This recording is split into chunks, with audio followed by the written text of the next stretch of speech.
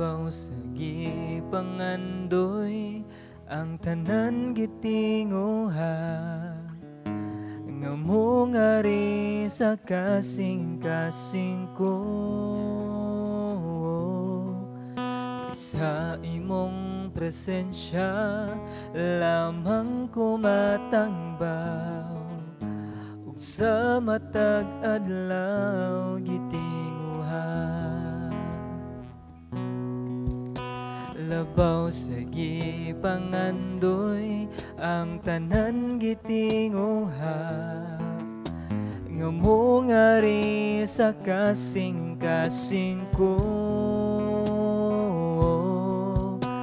Kaysa imong presensya lamang ko matangbaw, ug sa matag adlaw gitinguha.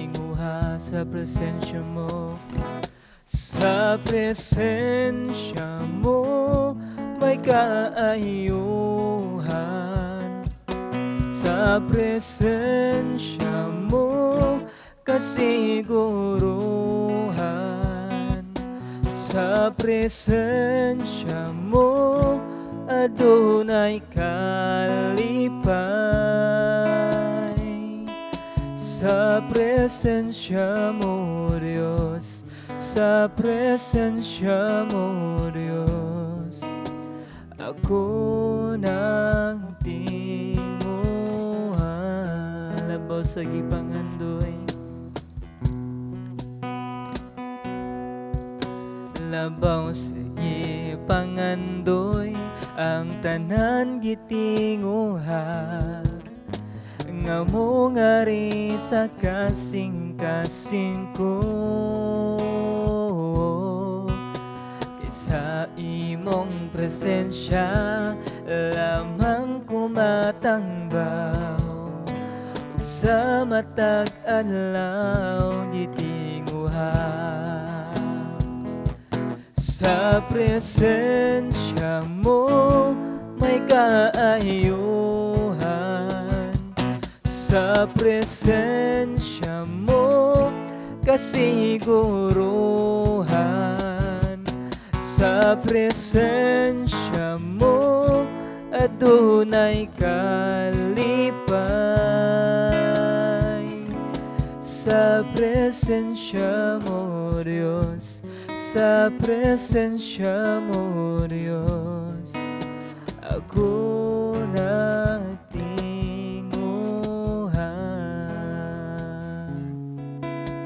Ako nagtinguha.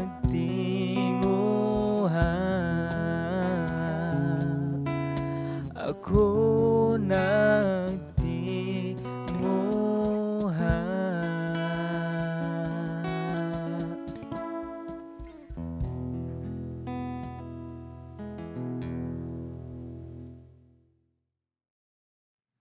Mayong adlaw sa tanan. Karon sa ato ang pagpaminaw og sa ato ang pagtuon sa pulong sa Ginoo. Sugdan nato pinagi sa mga pagampo. Tong idukwa tong ulo. Kanimo Dios nga gamhanan, tag-iya sa tanan, nagbuhat sa tanan. Lord, salamat kayo nining lain sab nga higayon nga niya kami aron sa pakaon sa among espirituhanon nga bahin mahitungod sa imong mga pulong. And Lord, ikaw magpamuhat sa matag usa kanamo, maguban, Holy Spirit, mag-illumin ka sa matag usa namo nga masabtan namo imong pulong. And uban sa imong tabang, kami magihan sa sakto nga mga butang nga ikaw mag-glorify sa mga kinabuhi. Among isalig kanimo, among oras karon diha lamang sa ngalan ni Ginoong Hesus. Amen og amen.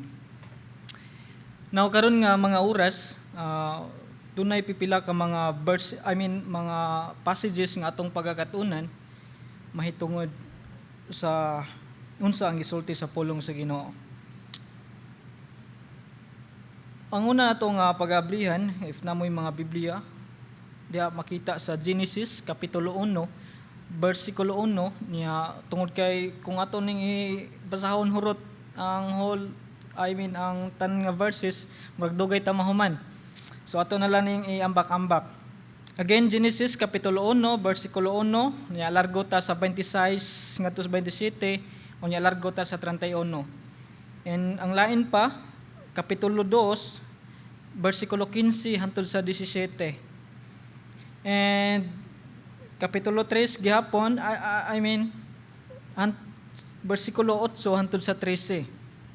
And sa lain nga libro, sa Romans o Roma, Kapitulo 5, versikulo 12, ambak sa 17 hantod sa 19.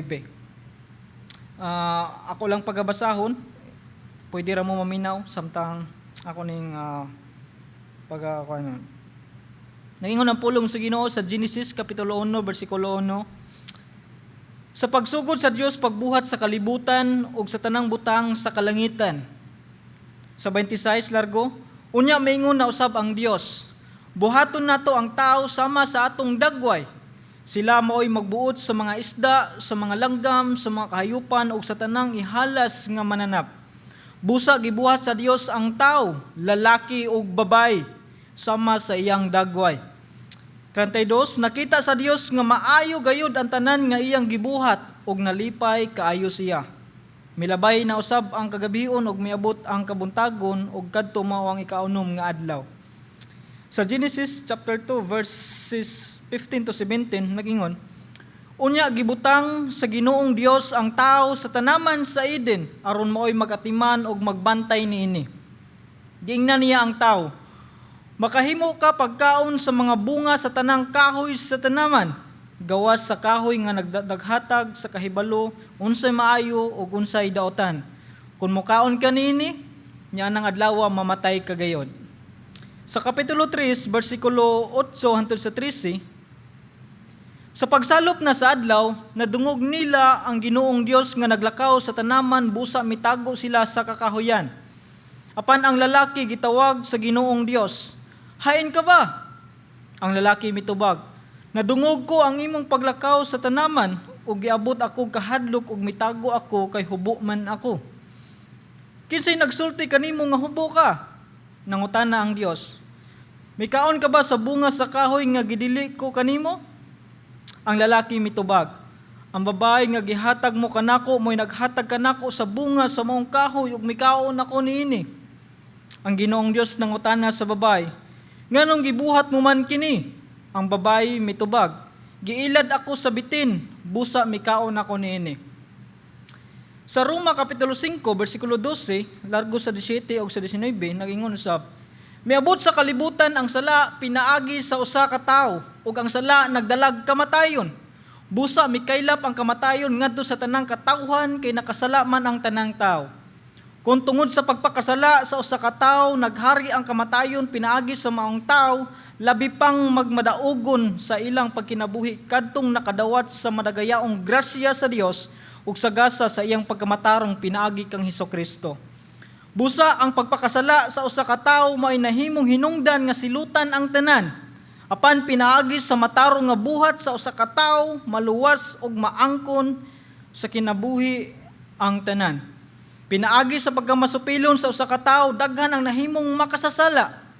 Pinaagi usab sa pagkamatinumanon sa usa ka tawo daghan ang nahimong matarong sa Dios. Ang Dios nagpanalangin ng daan sa mga pulong. Karon nga mga oras maghisgot ta mahitungod sa God's creation, ruined by sin and restored through Jesus Christ. Ang creation sa Ginoo giguba, gidestroy sa usa ka tawo nga mao si Adan, pinaagi sa iyang pagdisobey, and restore pinaagi ni Ginoong Hesukristo. Now dunay tulo ka butang nga ato nga paghisgutan base sa mga passages nga atong ginabasa. Una na itong pagatun-an karon kining gitawag og creation. Creation identify as very good. Maingon si Jesus after sa iya nga paghimo nga it was very good ug nalipay siya. And ang creation was made for God's glory. Now from Genesis chapter 1 verse 1, God created the heaven and the earth and everything on it. After God created everything, sa verse 31, nakita sa Dios nga nalipay siya. And kana sa tanan niya nga gibuhat, gikan sa langit ug sa yuta, sa first day niya nga paghimo hantod na human ang unom ka adlaw nga nag-exist ang tanan nga naa sa kalibutan. And sa karon nga mga oras, mo-focus ta mahitungod sa usa sa mga gihimo sa Ginoo, kining kining tao, kining human creature. Sa Genesis chapter 1 verse 26 nga let us make man in our image after our likeness. Now focus ta sa kinabuhi ni Adam, kinabuhi sa tao nga gihimo sa Ginoo. Humanity is the somewhat more siya special creation made by God, for God, and to reflect God's character. Mao ni ang tao nga gihimo sa Ginoo. Nga kita nga mga tao, even sa life, sa origin, sa kinabuhi ni Adam, gihimo siya to reflect sa image sa Ginoo. Means nga diin sa paghimo sa Ginoo, sa pagrepresenta ni Adan sa kinabuhi ni Ginoong Hesus, sa pagreflect sa mga characters ni Ginoong Hesus, and also ingon nga gibuhat sa Ginoo ang tao pag-exercise sa authority aron sa pag-rule sa mga gihimo sa Ginoo dinhi sa kalibutan. And also nato nga mga tao, our worth comes from God. Ang ato ang kinabuhi dunay dakong bili diha sa Ginoo. And nato nga mga tao nga nag-exist dinhi sa kalibutan, like dili aksidente nga natawo ta dinhi sa kalibutan. Giplano sa Ginoo, gihimo sa Ginoo. Intentional nga gihimo sa ato ang sovereign creator nga mao si God the Father. Now ang ato ang pag-exist dinhi sa kalibutan with purpose and with meaning. Sometimes ang kalibutan moingon sa ato ang define yourself. But sa book of Genesis nag-ingon nga God defined you before you could find yourself. And sa humanity nga gihimo sa Ginoo aron dunay gitawag og relasyon ang tao towards ngadto sa Ginoo. Fellowship with God. And also harmony with others. Like ang mga tao sa origin nga paghimo sa Ginoo, si Adam og ang mga kahayupan nga gihimo sa Ginoo, somewhat doon na sila harmony. I mean, dili sila unlike sa ato ang time karon nga grabe na ka kontra ang mga labi na ka ng mga mananap o kanang mga tao. Like example sa ibutang nato bitin. Bitin na to example kay mao magini ang first nga gi-example nga dautan towards ngadto sa tao. Ingon ana, and sa origin sa creation sa Ginoo dunay harmonious nga kinabuhi towards sa tao o sa tanan nga hinimo sa Ginoo. And also sa stewardship sa kinabuhi ni Adam sa mga gihimo sa Ginoo. And nindot kaayo ang gihimo sa Ginoo. Sa creation sa Ginoo dunay gitawag og kanang bitong hayahay nga kinabuhi, nindot nga pagpuyo, malinawon, walay kagubot, walay kasamok, somewhat ingon ana ang design sa Ginoo sa pag-create niya sa kalibutan. But ang nahitabo dunay dakong problema nga miabot sa gihimo sa Ginoo. Dunay problema nga naabot. And diha nag-start ang pagka-full sa creation sa Ginoo. Because of Adam's disobedience against God. Nga sa pag-create sa Ginoo sa kinabuhi ni Adam, ang Ginoo naghatag og instruction sa iyaha. Again, ang instruction gihatag sa Ginoo ngadto kang Adam. From Genesis chapter 2 verse 16-17, mingon si God, "You are free to eat from any tree in the garden, but you must not eat from the tree of knowledge of good and evil.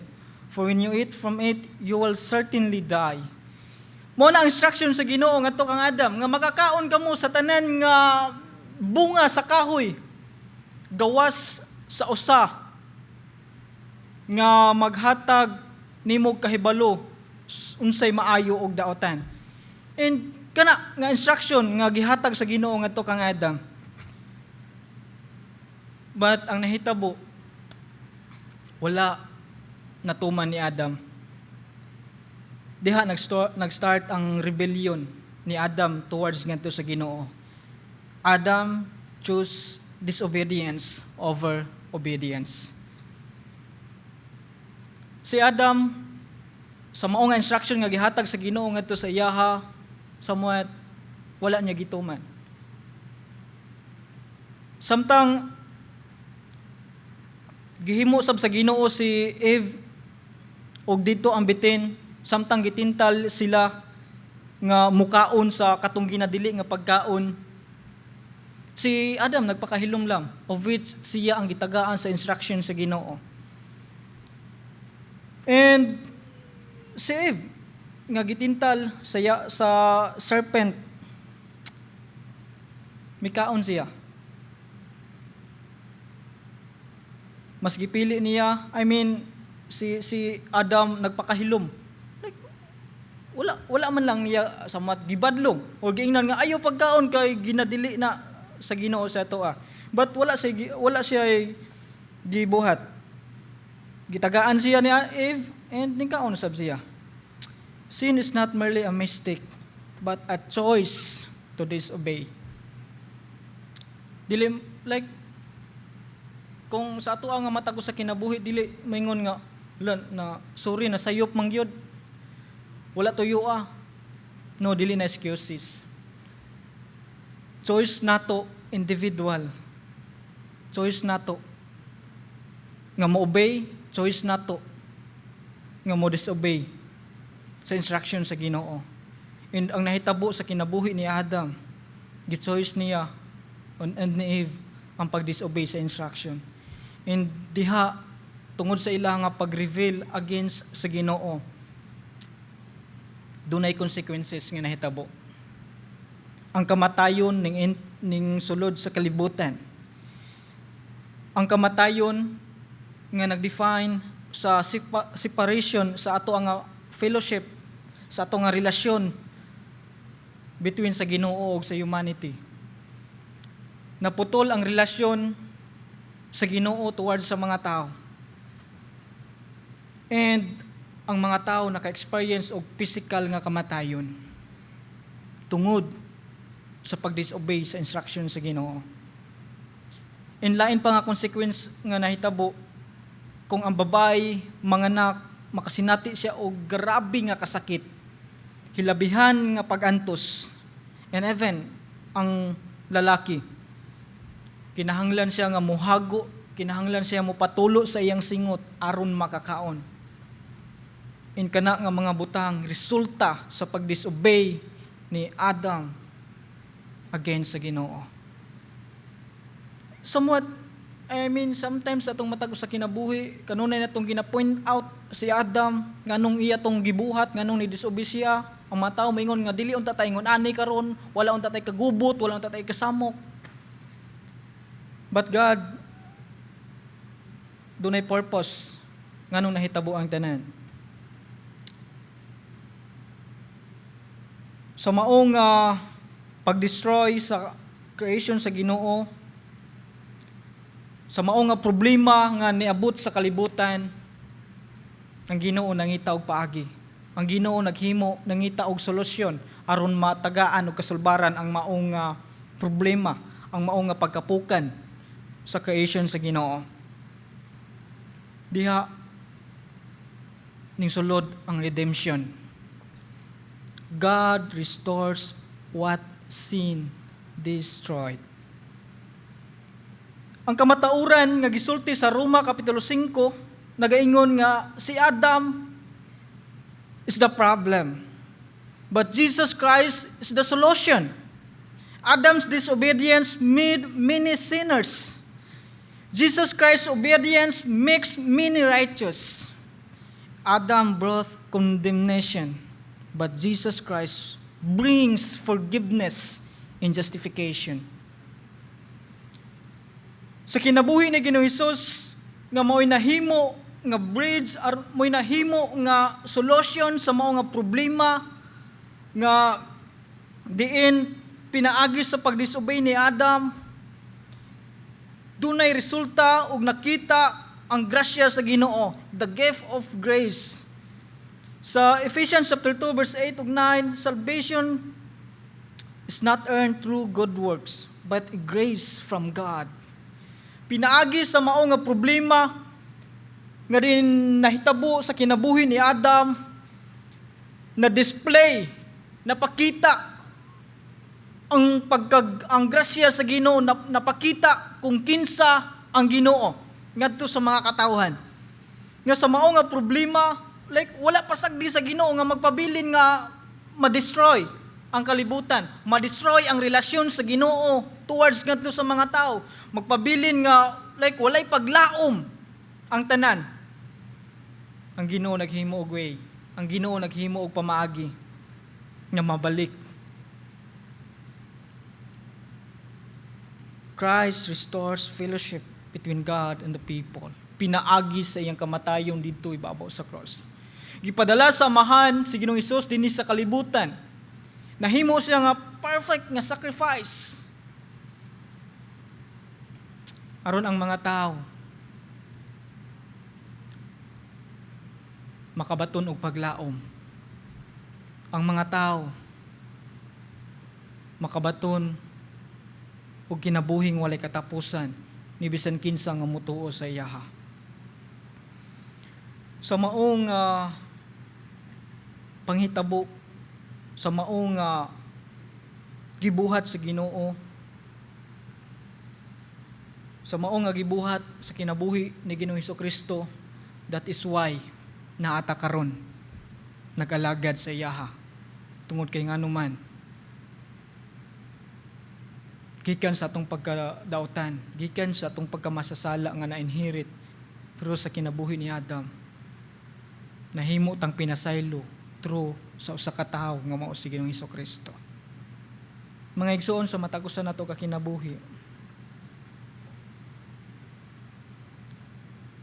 dili ta exempted nga doon na po'y daghang panahon nga nakadisobey ta sa Ginoo. Daghang mga panahon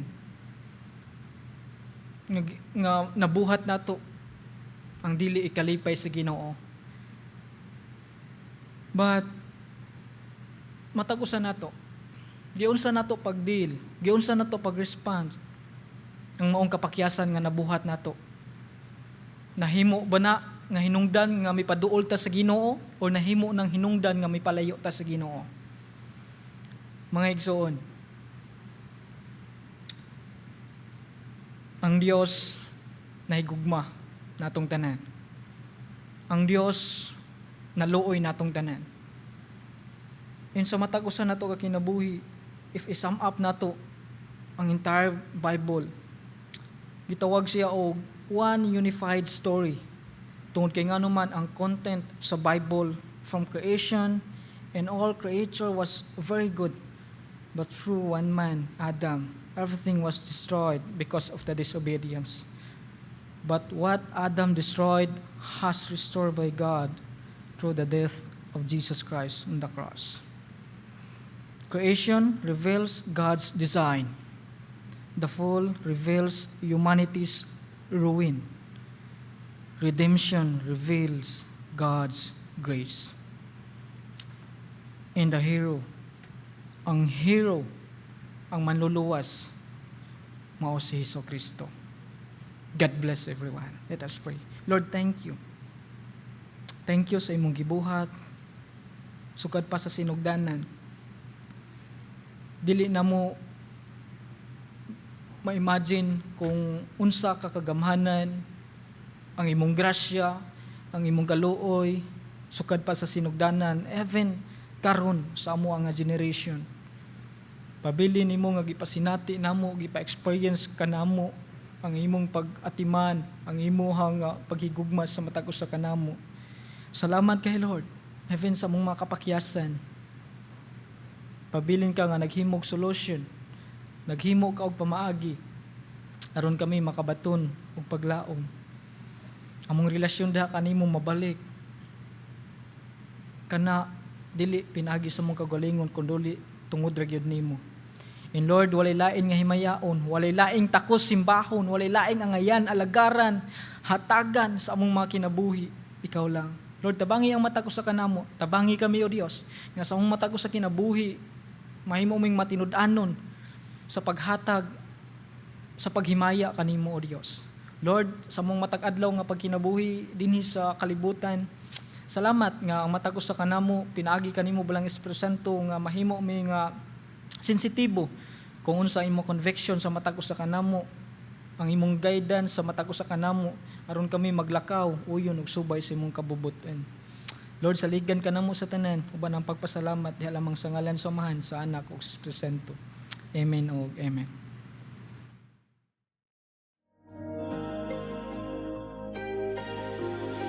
We invite everyone to be a part of our regular Bible study groups. Speak with our pastors or church leaders to learn how you can get connected. Don't miss our adult Sunday school every third Sunday of the month from 1 p.m. to 2:30 p.m. Our topic for 2026 is Christian ethics, led by Reverend Daniel Wong. Lunch contribution is 100 pesos.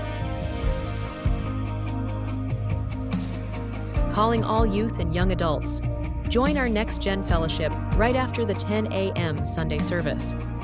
This is a place where you can connect with friends, grow in your faith, and walk together as the next generation of believers. Let us continue to honor God through our faithful giving. Tithes and offerings may be placed in the offering box located at the back. Don't forget to follow our Facebook page to stay updated on church events, announcements, and upcoming activities.